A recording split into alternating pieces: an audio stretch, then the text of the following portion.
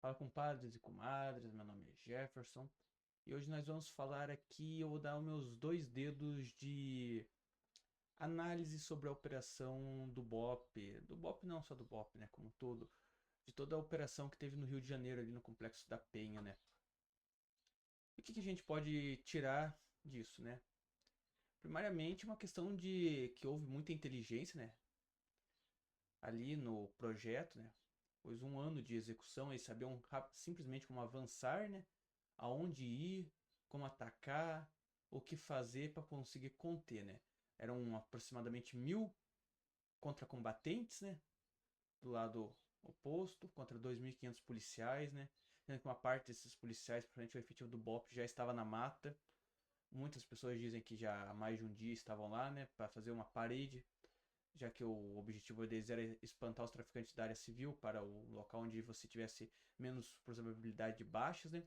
Mas de uma certa forma a operação ela teve um certo grau de sucesso, né? Isso é inegável. Como que a gente pode dizer um certo grau de sucesso?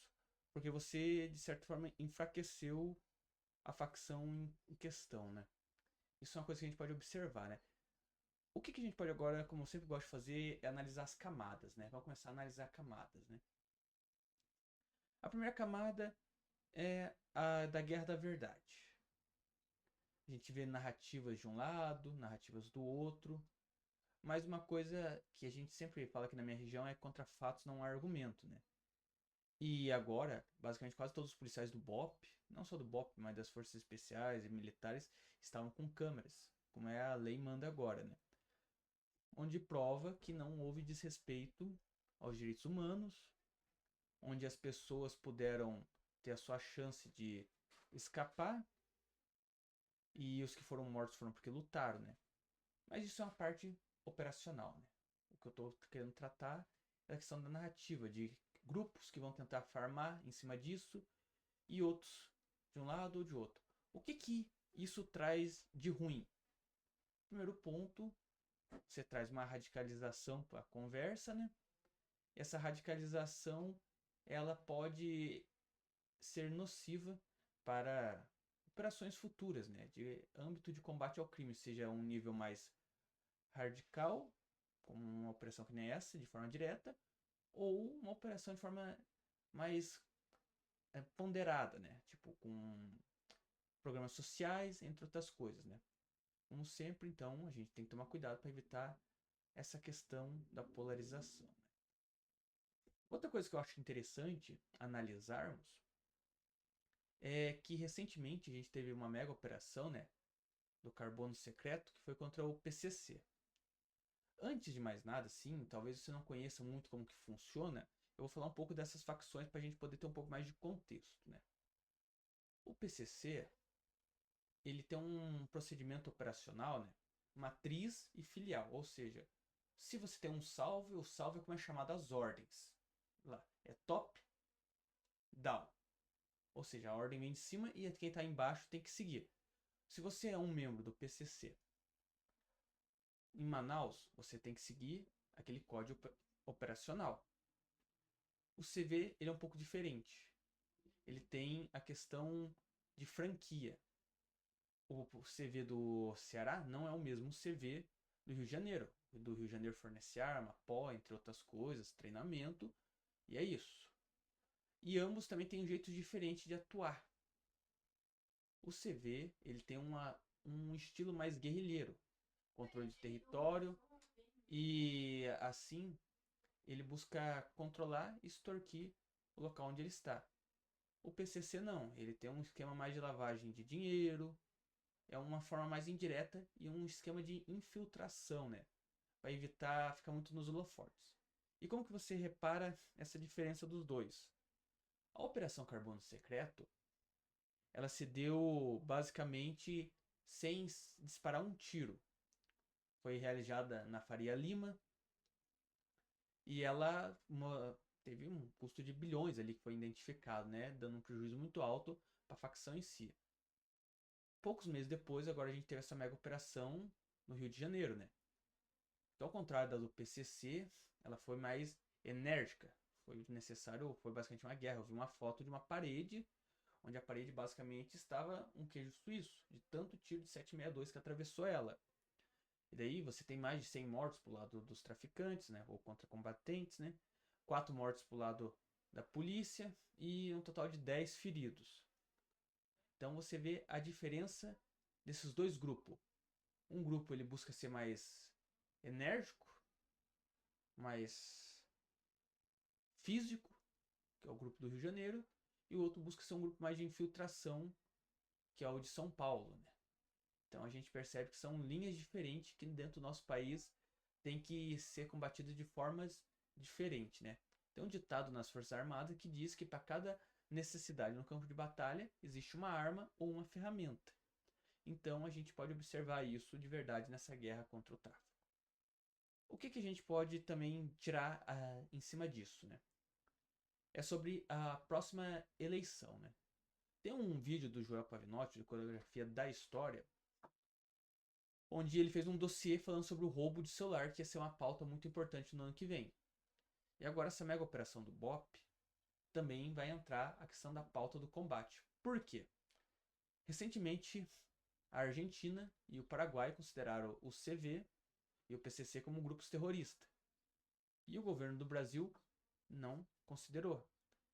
Eu tenho um colega meu, um amigo que a gente sempre conversa, e um dia a gente estava conversando, ele estava falando sobre a crescente popularidade do Lula por causa daquela questão da taxação do Trump. E eu falei, primeiro, o brasileiro tem memória curta e segundo, ele terá a oportunidade de se queimar. Então, o que isso traz? Eu já quero antes dizer que eu não sou nem Lula e nem contra Lula. Só estou colocando aqui um ponto, né? Isso tem um ditado aqui na minha região que fala: a urubuzada fica voo quando vê a oportunidade de uma carcaça. Ele está perdendo popularidade, né? E por causa da pauta da segurança, na próxima eleição a gente tem uma possibilidade maior de uma troca de liderança no país. Mas dá pra gente ir mais fundo nessa camada? Dá. Um racional muito simples, né? Você pode ter visto muito a notícia que as contas públicas brasileiras vão entrar em colapso já em 2028, porque o gasto está muito alto. Vamos supor que o candidato que vai ser oposição, que seja mais forte, seja o Ratinho Júnior. Você acha mesmo que o Ratinho Júnior, tendo a chance muito grande de ganhar como um senador, que é um majoritário e tem uma estabilidade e um respeito bom, maior que de um deputado, ele abriria a mão para concorrer para presidente? Se ele tivesse certeza que não tem o que ser feito para mitigar essa possível crise? Provavelmente não, ele não faria isso. Então isso delega que sim, o cenário é feio, que tem por vir economicamente, porém existe controle. Isso é uma coisa que a gente pode analisar nessa situação. Só que essa oposição precisava ter uma pauta para se ancorar e se escorar, e essa pauta, além de ser a da segurança, ela veio estar minando a popularidade do Lula. Isso é outra coisa que a gente pode tirar, se a gente observar, da operação, né? O Lula está perdendo popularidade e a gente olhando para o outro lado ali, nessa análise, vê que o outro lado vai se ancorar nisso, e se ele está querendo ancorar, ele quer competir, é sinal que nessa parte econômica que não tem muito a ver. O que eu estou querendo dizer com isso? Você vê que se você analisar, você gostar de fazer análises políticas, você entender o cenário, você consegue entender como tudo está interligado. Mas esse não é a pauta do vídeo, só um bônus para você. Outra coisa que a gente pode tirar dessa lição, né? Mais uma análise ao estilo da anterior. Na operação, a polícia do lado do Rio de Janeiro não tinha drones para jogar bomba. E a facção lá possuía. Eu não sei qual era o modelo, nem a quantidade que tinha, só sei que tinha. E o resultado ainda foi uma baixa muito maior pro lado deles do que para a polícia. Se você observar isso, você consegue tirar lições para você saber filtrar as notícias que vêm da Ucrânia. Por quê? Lá na Ucrânia você tem a questão muito dos usos dos drones e tudo mais. E fica difícil a gente auferir qual é o grau de letalidade verdadeiro e o que é só propaganda. Eu não vou me aprofundar muito com essa escadinha que a gente consegue fazer de uma análise dessa questão do uso dos drones no Rio de Janeiro. A gente pode puxar para a Ucrânia. Da Ucrânia a gente pode puxar para os lobbies americanos, que eles têm intenção de vender e ganhar em cima disso. Então eles provavelmente deturpam as notícias sobre as baixas na Ucrânia, a real utilidade dos drones e das demais tecnologias, né? Mas eu acho que farei um vídeo falando sobre essa questão de você conseguir fazer uma boa análise. E veja só como é interessante. Em cima dessa operação, a gente consegue ler vários cenários, né? A comparação das facções, a gente consegue ver, criar um filtro, um grau para a nossa visão sobre as notícias na guerra da Ucrânia. Entre outras coisas, como eu mencionei, né? Que eu falei da economia também. Só pegando essa questão dessa mega operação. Sem contar, já que eu falei de economia, uma cidade menos violenta, isso significa um comércio mais pujante. Só dando mais esse bônus para você. Esse brinde. Então veja como é muito interessante você estudar política, geopolítica e outros fatores sociais.